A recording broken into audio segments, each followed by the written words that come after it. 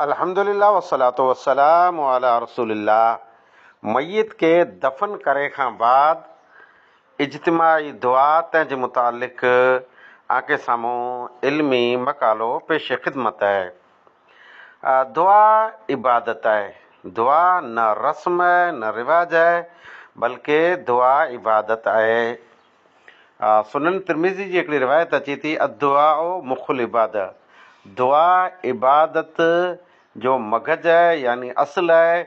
ये रिवायत ज़ईफ़ है। शेख इब्न बाज़ रहमतुल्लाह अलैह इन रिवायत के ज़ईफ़ चवनि था इब्न लाहिया जी वजह से।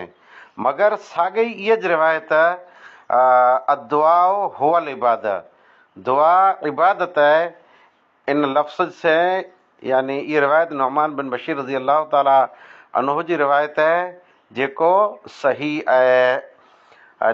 मालूम थियो त दुआ इबादत है। वल्लज़ीन यस्तकबिरून अन इबादती, हिते इबादत थी मुराद दुआ है। वमन अज़ल्लु मिम्मन यदउ मिन दूनिल्लाहि मन ला यस्तजीबु लहु इला यौमिल क़ियामह वहुम अन दुआइहिम गाफ़िलून व इज़ा हुशिर अन्नासु कानू लहुम अदाअन व कानू बिइबादतिहिम काफ़िरीन। बेइबादत हिते इबादत ईज पुकारण दुआ। दुआ के कुरान में पण इबादत जे में आयो है, हदीस में पण दुआ इबादत है। जे दुआ इबादत है त हर इबादत तौक़ीफ़ हुए थी। तौक़ीफ़ी इबादत है। तौक़ीफ़ी जो मतलब ये है इबादत जी बुनियाद तौक़ीफ़ मते है, यानी अल्लाह ताला जी को पण इबादत इंसान पिंड जी तरफ़ से नथो करे सघे। उहा इबादत किताब सुन्नत थी साबित खपे। जे किताब सुन्नत थी साबित आहे, शरई दलील थी साबित है, तो उहा इबादत इबादत है। वरन उहा इबादत इबादत न आहे। उहा इबादत बिदअत थी सघे थी अने नाजाइज़ मुंदो थी सघे थो। मालूम थियो त दुआ इबादत है अने इबादत तौक़ीफ़ी है। हाणे हिन मुंदे ते अचींदासूं त की दलील खरी जे मय्यत के दफ़न करण खां पुठियां दुआ घुरई खपे, तंहिंजी दलील। दुआ इबादत है, मय्यत के दफ़न करे खां पुठियां दुआ, तंहिंजी दलील। अबू दाऊद जे अंदर रिवायत मौजूद है, उस्मान बिन अफ़ान रज़ी अल्लाह ताला अन्हु जी रिवायत है, इज़ा फ़रग़ मिन दफ़निल मय्यत वक़फ़ अलैहि वक़ाल इस्तग़फ़िरू लिअख़ीकुम वस्अलू लहु तस्बीत फ़इन्नहु अला अन युसअल औ कमा क़ाल अलैहिस्सलातु वस्सलाम। रवाह अबू दाऊद। अबू दाऊद जे अंदर ही रिवायत मौजूद है, आप सल्लल्लाहु अलैहि वसल्लम जॾहिं फ़ारिग़ थिया मय्यत के दफ़न करे, मय्यत मथां मिटी ॾिवाजी वई, क़बर सरखी थी वई, तंहिं पुठियां वक़फ़ अलैहि क़बर जी आड़ ते उभा। वक़फ़ अलैहि तर्जुमो सौ सिधो क़बर मथे उभा, क़बर जे भरिसां उभा।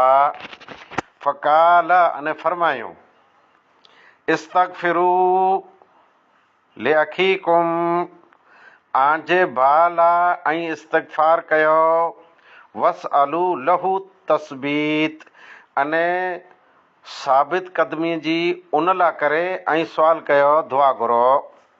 हिन टाणे उनखे सुवाल पुछी में अचे थो, क़बर में सुवाल पुछी में अचे थो। इहा रिवायत इस्तग़फ़िरू अमर जो सिगो आहे। अच्छा, वस्अलू इहा अमर जो सिगो आहे। दुआ साबित है, नबी सल्लल्लाहु अलैहि वसल्लम जो फरमान आहे, अने हिते अमर जो सिगो अची वियो, दुआ मंगो। सहाबा इकराम जी ज़िंदगी में जेकॾहिं ॾिसणु वञो त कोरो उन दुआ जे बारे में की केॾा अहिड़ो मुंदो छॾियो हुयो जे तदफ़ीन पुठियां दुआ, तदफ़ीन पुठियां दुआ कई रिवायतूं मौजूदु हुई। अमर बिन आस रज़ी अल्लाह ताला अन्हो जो फरमान आहे त जॾहिं ऐं मूंखे दफ़न करे चुको त मुंहिंजी क़बर मथे एतिरी वार उभी जा जेतिरो टाइम हिकिड़ो उठ ज़बा थिए अने उनजो गोश्त तक़सीम करे में अचे। त हिते क़बर मथे उभे जो मतिलबु ईअं न जे ऐं माठ करे उभा हो, हिते उन लाइ करे इस्तग़फ़ार करिणो आहे। पहले वारी हदीस अचे थी, अने साबित क़दमी जी दुआ घुरिजा।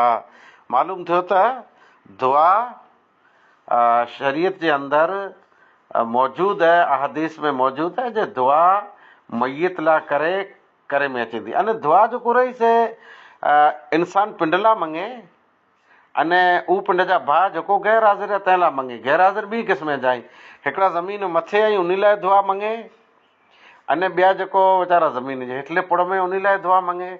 मर्द औरत जेकी हुए उन लाइ दुआ मंगे खपे। दुआ जा 3 फ़ाइदा आहिनि। पाण मंगूं था, जेकॾहिं पंहिंजे हक़ में बहितर वे त अलाह ॾेई ॾिए थो, वरना इन दुआ जे ज़रिए आफ़तूं हटी वञे थियूं, अथवा दुआ आख़िरत में हिकिड़ो वॾो नेक आमाल जो हिकिड़ो सबबु अने ज़रियो आहे। हाणे दुआ तंहिंजे अंदरि हथ खड़े में अचींदा की न खड़े में अचींदा, इहो मुंदो आहे। दुआ तंहिं में हथ खड़े में अचींदा की न खड़े में अचींदा। शेख इब्न बाज़ रहमतुल्लाह अलैह जो फतवा आहे त इन रफ़ा यदैहि फला बास, अगरि केरु हथ खड़ी ने दुआ मंगे थो त कीअं वांदो न आहे। उन हिकिड़ी दलील ॾिनो हुयो, मां आयशा रज़ी अलाह ताला अन्हा जी दलील, आप सल्लल्लाहु अलैहि वसल्लम कब्रिस्तान जी ज़ियारत लाइ विया, अने हथ बुलंद फरमायो, पोइ दुआ मंगिया आहिनि। नबी सल्लल्लाहु अलैहि वसल्लम हथ खड़ी दुआ मंगिया। इब्न बाज़ रहमतुल्लाह अलैह फतवो पिंड जो 13 जिल्द 337 सफ़ो नंबर मजमू फतावा, तंहिंजे अंदरि रवा मुस्लिम शरीफ़ जी रिवायत जे हवाले से बयानु कयो हुयो जे आप सल्लल्लाहु अलैहि वसल्लम कब्रिस्तान जे अंदरि हथ मथे खड़ी, मतिलबु हथ बुलंद करे रफ़ुल यदैन करे दुआ मंगिया ऐं कब्रिस्तान जे अंदरि। ई मुंदो आहे। शेख इब्न उसैमीन फरमाईनि था त जेको सॼी रिवायत अचे थी जंहिंमें मय्यत खे दफ़न करे खां पुठियां दुआ जो ज़िक्र आहे, जो उन लाइ करे दुआ मंगो, तंहिं पुठियां फरमाईनि था फमन रफ़ा यदैहि इंदल इस्तग़फ़ार लहू फला हरज अलैहि, जेको मय्यत लाइ करे इस्तग़फ़ार कंदो, यानी हथ खड़ी दुआ, जेको मय्यत लाइ दुआ घुरंदो अने हथ खड़ी दुआ मंगंदो, फला हरज अलैहि, उन मथे कीअं वांदो न आहे, हरज न आहे। अने जेकॾहिं केरु हथ न खणंदो तव्हां वांदो न आहे। मालूम थियो त जेको हथ खड़ी दुआ मंगंदा उन खे ग़लति केरु कीन चई सघंदो, अने केरु हथ खड़ी दुआ न मंगंदो उनखे ग़लति कीन चई सघंदासूं। नबी सल्लल्लाहु अलैहि वसल्लम जे बारे में मौजूदु आहे जे आप सल्लल्लाहु अलैहि वसल्लम, मां आयशा जी रिवायत, कब्रिस्तान जे अंदरि हथ खड़ी दुआ मंगिया आई। इब्न क़य्यिम अने पिंड जी ज़ादुल माद जे अंदरि अने सीरत इब्न हिशाम जे अंदरि अब्दुल्ला मुज़नी रज़ी अल्लाह ताला अन्हु जे मुतालिक़ मौजूदु है, जंहिं जनाज़े में आप सल्लल्लाहु अलैहि वसल्लम हुआ अने आप सल्लल्लाहु अलैहि वसल्लम ख़ुदि हाज़िर हुआ, मौजूदु हज़रत अबू बकर उमर फारूक रज़ी अल्लाह ताला अन्हुमा पण हुआ। उन मौक़े ते पण अमुक रिवायत में अचे थो जे आप सल्लल्लाहु अलैहि वसल्लम हथ बुलंद करे उन जी तदफ़ीन पुठियां दुआ मंगिया ऐं मालूम थियो जे हथ बुलंद करणा खणणा। अथा जे हथ खया त कुरो थींदो, हथ ईअं पाण छॾणा या हथ चहिरे ते मलणा। अच्छा, हथ खड़े जे बारे में इब्न बाज़ रहमतुल्लाह अलैह फरमाईनि था त दुआ क़बूल थिए तंहिंजो पण हिकिड़ो सबबु आहे, हिकिड़ो ज़रियो आहे। हथ चहिरे ते मलणा का हथ ईअं छॾारणा। अच्छा, इन जे बारे में शेख इब्न बाज़ रहमतुल्लाह अलैह जो फतवो आहे त फमन मसह फला हरज अलैहि, जेको चहिरे मथे हथ फेरे थो कीअं वांदो न आहे। वमन तरक फहो अफ़ज़ल, ऐं चहिरे ते हथ न फेरे उहो बहितर करे थो, उहो बहितर करे थो। अमुक पंहिंजा मुफ़्ती ख़ुसूसन शेख इब्न उसैमीन रहमहुल्लाह उन सख़्तीअ से मना कयो हुयो हदीसूं ज़ईफ़ आहिनि।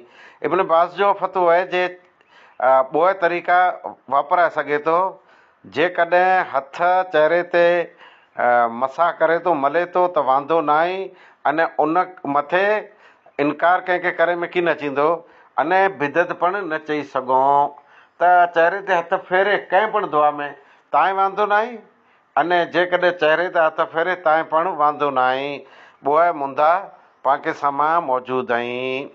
मालूम थियो जे दुआ इबादत आहे, दुआ तौक़ीफ़ी आहे, दुआ हथ खड़ी मंगे त जाइज़ आहे, न मंगे तव्हां जाइज़ आहे। ॿियो त मुंदो ई रहियो जे जनाज़ो पढ़ी न जेकॾहिं हले वेंदो तव्हां वांदो न आहे, दुआ न मंगंदो कब्रिस्तान ते तव्हां ईअं पाण उन मथे पोइ घर कीन वेंदासीं राव ॾियणु जे यार ऐं आया हुआ न असां जनाज़े ते न ॾोसल मथे पोइ दुआ न घुराए तैरे खे हुंडाऊं चालू करे भॼी विया, अहिड़ो पण की न थींदो।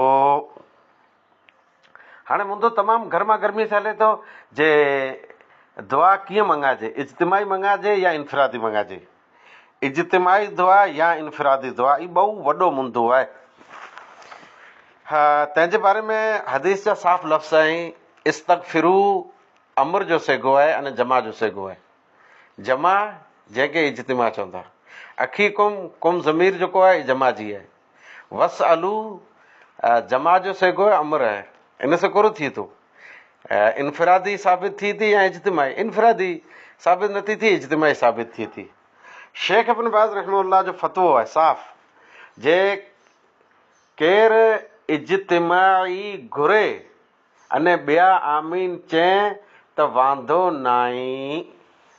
मुंहिंजो साफ़ फतवो आहे जे इनफरादी मंगणु अफ़ज़ल आहे, पिंड पिंडाणी जंहिंखे चवंदा। असां वटि हिते मुंहिंजो पाड़े में मौलाना मूसा साहिबु आहिनि, उहो उनटाणे ऐलान कई त ख़ासि अंदाज़ में पिंड पिंडाणी दुआ मंगी गिनो अने ई अफ़ज़ल वे थो। पण दुआ इबादत आहे, रस्म न आहे।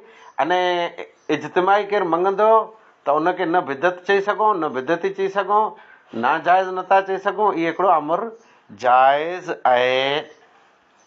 हाणे मय्यत खे फ़ाइदो करे में पण ले दे कर हिकिड़ो वॾो सफ़र थियो आहे जे दुआ मंगणी की न मंगणी। अक्सर हर ॻोठ जो क़ब्रस्तान आहे, महीने में 12 महीने में कई जनाज़ा थियनि था। अलाह ताला वीचारे हुन मिणी हले तौहीद मथे रहम फरमाए। पोइ अहिड़ी बेचैनी थी थी दुआ घुरणी का न घुरणी, अवाम जे मन में एतिरी बेचैनी वेठी जंहिंजी हद न आई। अने हर जनाज़े पुठियां उहो जनाज़े जो ग़म, उहो जनाज़े जो ॾुखु विसरी वञे थो। न माण्हू जॻह जॻह ते मड़ाए अहिड़ो कई था, हुन मुक़ाम ते मंगियो, हुते न मंगियो, हू मौलवी चए थो मंगाओ, हू मौलवी चए थो नथो मंगाओ, त करिणो हिकिड़ो लंबो सफ़र आहे। पछम जे हिकिड़े क़ब्रस्तान मथे भूकंप खां मुंदि अहिड़ो हलियो मुंदो जे दुआ मंगो की न मंगो। इमाम साहिबु वांदो गिणो। उनटाणे जमात अहले हदीस गुजरात जा अमीर मौलाना हाशिम सल्फी रहमतुल्लाह अलैह हुआ, सामरोद जा। क़िस्मत इमाम साहब के आउं कोठे हुयुसि वरनौरा मदरसे। वरनौरा मदरसे में जमात अहले हदीस जा अमीर, उन्ही के ई मूं मसइलो पुछियो अने किताब जे ज़रिए मौजूदु हदीस जेको मथे ज़िक्र अचे पे इस्तग़फिरू लिअख़ीकुम वसअलूहु बितस्वीद फ़इन्नहु अलआन युसअली रिवायत, सॼी रिवायत पेश करे गुजरात जमात अहले हदीस जा अमीर हाशिम सल्फी रहमतुल्लाह अलैह उनखे ॾसियो त दुआ साबित आहे अने इज्तिमाही दुआ जाइज़ आहे। ईअं जे ॿियो मसइलो पण पछम जे हिकिड़े क़ब्रस्तान ते थियो भूकंप खां पहिरीं।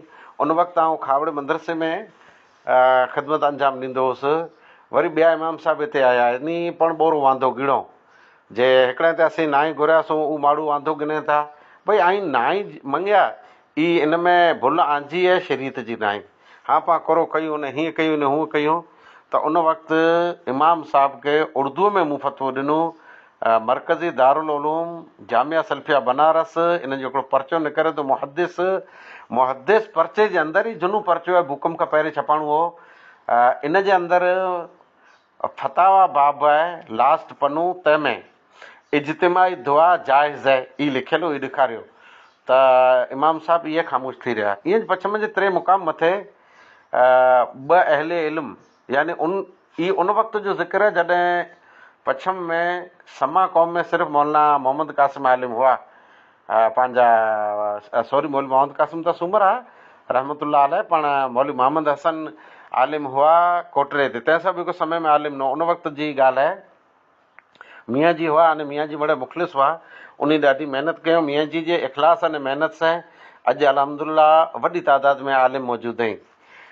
हिकिड़े मियाँ जी घर बनाव बनी वियो। उन चयो आउं दुआ मंगा थो त ॿिए मियाँ जी वांदो गिणे अचे, न इज्तिमाही दुआ न आहे। घणो वांदो हलियो। पोइ मौलाना अबू बकर रहमतुल्लाह अलैह उन वक़्तु ईअं सम्झो जे तमामु होश हवास जी हालत में हुआ। मौलाना अबू बकर वटि उन ॻोठ मां उते विया, मसइलो पुछियो त मौलाना अबू बकर था फरमायूं जे बराबरि हितां इज्तिमाही दुआ जाइज़ आहे, कीअं वांदो न, केरु मंगे त मंगी सघे थो, किसो पूरो। अने ख़ुदि मौलाना अबू बकर रहमतुल्लाह अलैह असीं पण इज्तिमाही दुआ कई जॻह ते मंगियो आहियूं, माण्हू शाहिद ऐं गवाह। 3 मुंदो अहिड़ा कई ॿिया पण मुंदा पछम में थी चुका आहिनि, ॿिए मुक़ाम ते थी चुका आहिनि। वांदो अचे थो जे इज्तिमाही दुआ घुरणी की न घुरणी, त मथे मूं साम्हूं मुंदो ॾसियो। अने हिनटाणे पण अहले इल्म अने आवाम जे दरमियान हिनटाणे यानी 2025 रमज़ान जी तयारी आहे। रमज़ान खां 10-12 ॾींहं पहिरीं 15 ॾींहं ई ॿोरी गर्मा गर्मी हले थी। हिकिड़ा चवंदा मङो, हिकिड़ा चवंदा न, हिकिड़ा चवंदा मङो। तकलीफ़ किथे थिए थी? ईअं 4 ॼणा मुक़ाम ते वेठा आहिनि, लहना न को देना, ॻाल्हि कयूं आड़ ते वीचारो को अहिड़ो अहले इल्म हुयो, उनखे पुछाएं, उनखे 2-4 जमातूं पढ़ियल हुए या ठाहे अरबी इबारत पढ़ंदी न, चओ उनखे चए कीअं आहे, जाइज़ आहे की ना जाइज़ आहे, त उहो पंहिंजी मर्ज़ी सां चए जाइज़ आहे। उनखे परियां ख़बर आहे न तफ़सीर में कुरो आहे, इन जो सिलसिलो कुरो आहे, चए जाइज़ आहे, तयार चए आयो जाइज़ आहे, उहो चए ना जाइज़ आहे, चए ना जाइज़ आहे। अहिड़ो न, असल मज़बूत फ़तवो थियो खपे। अहले इल्म हवाला ॾिए, अहले इल्म इन जे बारे में पूरी बहस कई। ईअं त वॾो हिकिड़ो सफ़र हो चंद जॻहियुनि ते जेको मूं आके साम्हूं पेश कयो, त अमुक मुक़ामे ते मङे था नथा मङे। हाणे नतीजे ॾांहुं वञूं था, इज्तिमाही दुआ जे पाण मङूं था त इन में भला इस्लाम खे कहिड़ो नुक़सानु? कंहिं हदीस जे ख़िलाफ़ु न थियो इज्तिमाही दुआ क़ब्रिस्तान ते मङई? हा बेशक, फ़र्ज़ नमाज़ पुठियां इज्तिमाही दुआ आहे न, मना थी वई। निकाह पढ़ी इज्तिमाही दुआ न आई, मना थी वई। अने पछम में मूं फ़तवो ॾिनो, इन जे बारे में सख़्ती कई, अल्हम्दुलिल्लाह ई ॿ वस्तू निकिरी वियूं। पण मयत खे दफ़न करे खां पुठियां अरब जे वॾे जलील क़दर मुफ़्तीअ जो फ़तवो आहे जे जाइज़ आहे, त आउं इनखे नाजाइज़ न चई सघां। पाण जनरली ॾिसूं आम मथे फ़तवो, ऐं अलाह खे अक़ुलु सम्झ बूझ सुध मड़े ॾिने ॾा विंझा रहियो। जेकॾहिं इज्तिमाही दुआ घुरूं था त शरीयत खे कहिड़ो नुक़सानु आहे? कीअं नुक़सानु न आहे? अच्छा, इज्तिमाही दुआ जे घुरियासूं त उबले खे की नुक़सानु? कीअं नुक़सानु न आहे? मुर्गो जेकॾहिं दुआ नथा घुरूं त माण्हू तकिड़ा वेंदा रहे त दुआ ई नथा घुराए, न हीअं न हूअं अरलो परलो चई न अधु अधु वेंदा रहे। दुआ घुरूं त माण्हू पोइ उभा वेंदे दुआ मयत पूरी थी वेंदी, तंहिं पुठियां हलंदासूं। से इज्तिमाही दुआ लाइ ख़ासि करे उभी रहंदा। इनफरादी दुआ, इनफरादी दुआ त ख़ाली चप चोरो न चोरो, अमुक खे जंहिंखे ठाहे कलमू नथो अचे, अतियातो नथो अचे, दुरूद शरीफ़ नथी अचे, उहो उते करो त साबित क़दमी जी अने इस्तग़फ़ार उन लाइ करे कंदा। इस्तग़फ़ार जी माण्हू खे ख़बर आहे न आहे जे इस्तग़फ़ार करे खे चवाइजे थो, हाणे उहो इस्तग़फ़ार करो कंदा। अने हिते इस्तग़फ़ार जो हुकुम आहे त मौलवी जी ॾसे जेको पढ़ियल लिखियल रहियो, होशियार रहियो, ॾाहो रहियो, उहो जे इस्तग़फ़ार उते करे न, हिन खे त ख़ाली आमीन चवणो। अलगर्ज़ अवाम खे पण कीअं नुक़सानु न आहे इज्तिमाही दुआ में। टियों मुंदो ई आहे जे मयत लाइ करे इनफरादी बहितर आहे या इज्तिमाही दुआ बहितर आहे? मयत लाइ करे इनफरादी 100 माण्हूअ में हिकिड़ा 2 माण्हू अहिड़ा हूंदा जेको सही इस्तग़फ़ार करे सघंदा। इज्तिमाही 100 माण्हूअ में हिकिड़ो दुआ घुरे थो, अने 99 भेरो आमीन चवनि था, 99 पूरा टेके मिंजाई अने उनजे आमीन में उनजी दुआ में शामिल आहिनि। मयत खे फ़ाइदो आहे इज्तिमाही दुआ में आहे, उभल जेको हाज़िर आहे उन खे इज्तिमाही मिंजाए। शरीयत खे नुक़सानु कंहिं क़िस्म जो कीअं इज्तिमाही दुआ में न आहे। त अलगर्ज़ आऊं इन नतीजे ते पुॻो आहियां, इनफरादी दुआ जेके मङंदा त वांदो न आहे। उन वक़्तु उते सख़्ती करे में की न चईंदी जे हरूं भरूं इज्तिमाही दुआ मङो। अने जेकॾहिं इज्तिमाही दुआ केरु मङंदा त उन ते सख़्ती करे में न अचे जे ऐं हथ न खणो न इज्तिमाही दुआ न मङो, ऐं अची बड़ बड़ बड़ बड़ बड़ पोइ अची हुते तक़रीरूं करियूं, लंबा चौड़ा लेक्चर ॾियणा, अहिड़ो मुनासिबु न आहे। दुआ इबादत आहे, तौक़ीफ़ी इबादत आहे। इज्तिमाही दुआ मयत खे दफ़न करे पुठियां इब्न बाज़ जे फ़तवे जे मुताबिक़ जाइज़ आहे। अल्लाह वधारे बहितर ॼाणंदो। आख़िर दवाना अल्हम्दुलिल्लाहि रब्बिल आलमीन।